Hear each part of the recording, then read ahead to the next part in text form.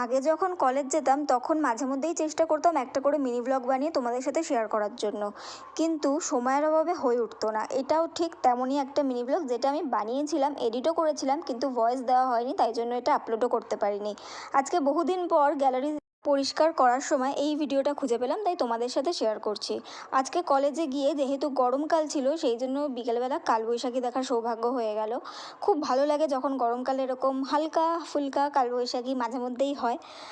আর এখানে আমি একটু কালবৈশাখীর ভিডিওটা তোমাদের সাথে শেয়ার করছিলাম। আর যখন আমি কলেজ থেকে বেরোলাম তখন তো অলরেডি এটা বন্ধ হয়ে গেছিলো, কিন্তু মেঘলাটা কন্টিনিউয়াসলি হয়েছিল। আবার আমি মেট্রো স্টেশনে পৌঁছতে পৌঁছতে বৃষ্টিও শুরু হয়ে গেছিলো, যথারীতি আমি ভিজে গেছিলাম।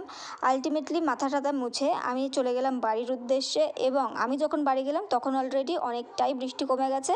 নট অনলি অনেকটা কমেছে, পুরোটাই কমে গেছে, আর রাস্তাও পরিষ্কার হয়ে গেছে। চলো দেখা হচ্ছে পরের ভিডিওয়ে।